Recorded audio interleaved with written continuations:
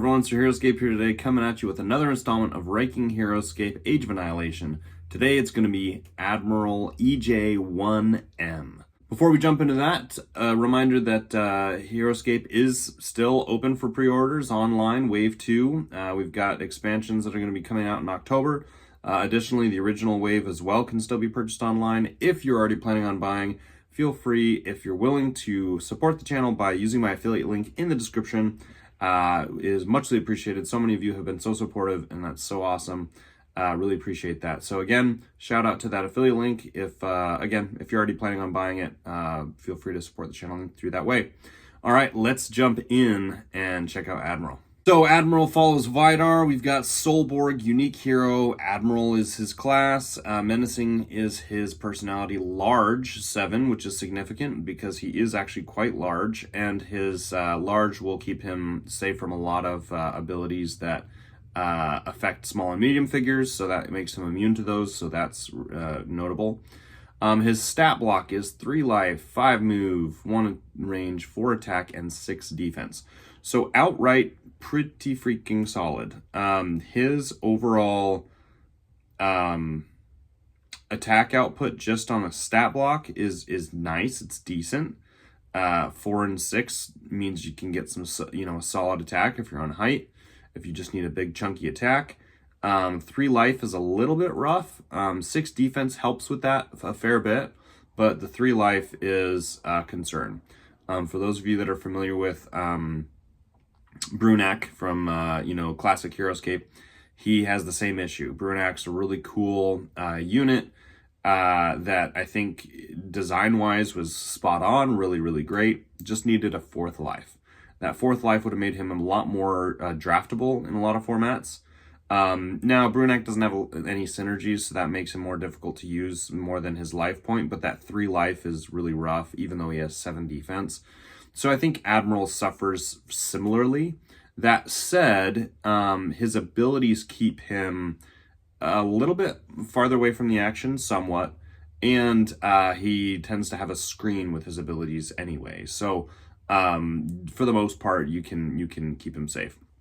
Now let's talk about these abilities because they're freaking cool.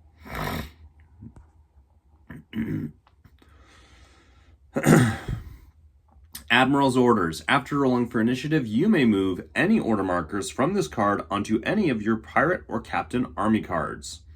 That's really good. We'll talk about that in a second. Boarding party special attack. Range 5, attack 2 plus special. You may attack up to 4 times with this boarding party special attack. Roll 1 additional attack die when attacking a figure engaged with a pirate or captain you control. After each attack, if that was the first time you attacked the defending figure this turn, you may move 1 pirate or captain figure you control up to 4 spaces. You may not move the same figure more than once in a turn using boarding party special attack. So that's a lot of words. Outright, the ability is just good, even if you're not moving stuff. Range 5, attack 2, and you get 4 shots. Makes sense, he's got 4 arms. That in and of itself is just really good. Honestly, like multiple attacks in Heroscape is always a massive value. So if you think about 2 attack figures, like we'll just say Cutters. Cutters is the squad of 4, and they get an attack of 2. This guy's a hero, and he gets 4 attacks of 2. So in terms of attack output, right? He's rolling similar dice. Major Q10 has a special attack from 7 range. 4 attacks of 2, right? And Q10 is a great unit. So this guy's got 4 attacks of 2, but you can make it 3 dice. So then that's 4 attacks of 3, which, oh, and by the way, is a better attack output than Q9. Remember, Q9 has a, cool, he gets 9 dice and can split it up, so that makes him a lot more flexible. But at best, he's getting 3 attacks of 3 in terms of max amount of dice in a single attack. Admiral EJ-1M is getting 4 attacks of 3 at his best when he's sending pirates and captains around to engage figures that are nearby, which is just freaking good. Really good.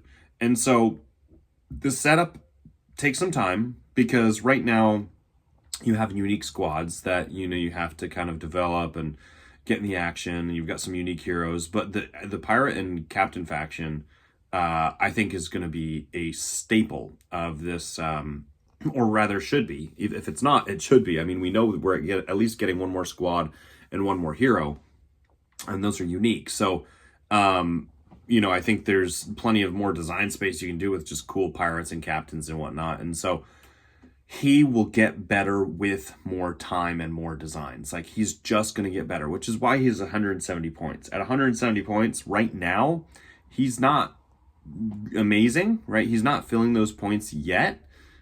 He will for sure. Like, he's definitely worth the 170. And here's why. Admiral's Orders is just such a good ability. It's so good. Don't underestimate it.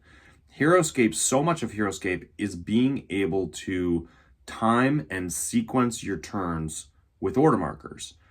And a big part of that is being able to try and time and sequence your turns based off of what your opponent's doing.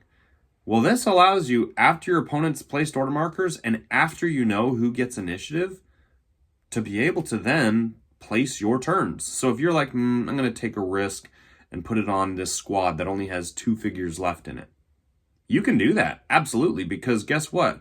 If you win initiative, you know you're going first, so drop that order marker on it. If you lose initiative, then you're like, okay, yeah, it's probably not worth the risk throwing an order marker on that 2-figure squad or whatever, because it's almost dead. Whatever the case is, it is so versatile to be able to move your order markers around based off of how you want to develop your turn or your round. Such a good ability. And again, as this faction continues to grow, as we add more, unique squads, heroes, but more importantly, common squads, as soon as they come out with common pirate squads, this guy, EJ-1M, will, and the whole faction will just be so good. And boarding party special attack will just continue to be such a massive ability, because it's not only squad figures that he can move, it's hero figures. So if you're able to use someone like Fia Bonnie, engage a figure, and then get some attacks off, and then later on disengage because she has disengaged, so then move her over to a different target and do the same thing. Now, granted, you can't move her twice in the same turn, but guess what happens if she starts to engage to a figure, you attack it, get the 3 dice, you kill that figure, and you haven't moved her yet, then you get to disengage, or not necessarily disengage, unless she's next to multiple figures, but then you just get to reposition her to another figure, right? And she has multiple life. So she can just sit there engaged with opponents, whereas if you're a squad figure, maybe they clear out your squad figures and you have to replace them. So, and that was done to me during Gen Con. At Gen Con, I played a couple of people that used EJ and to good effect. And I saw just how powerful that ability can be. And the attack potential there is just incredible. So I really do think Admiral is going to be a really solid unit with a really solid faction behind him. I think we're still figuring out how to play him and his faction. And obviously, like I said, I think he's not at his peak yet.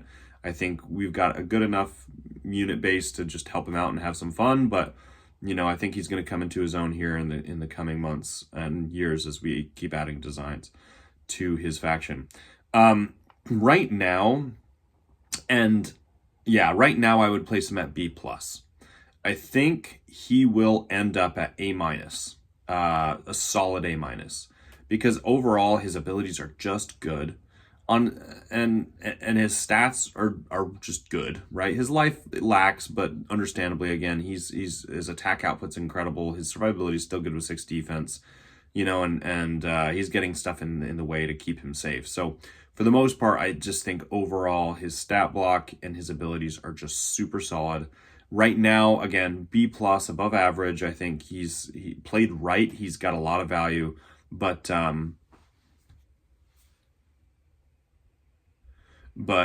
he absolutely, I think, will end up at A- as we continue to add more to his faction. I just think he's going to get better and better. So now I think he probably caps out at A-, but that largely depends on what type of future designs we add to his faction, right? If we continue to add, just uniques, then he'll get better, but he won't get much better. If we add common squads, pirate common squads, which I absolutely hope we do, he's going to be a solid faction leader army that I think is going to be really cool to play. So anyway, B+ it is for now, and with the stipulation that I think he's going to get better and probably rise to an A- here in the coming years. So thank you guys for watching, and we will see you guys next time.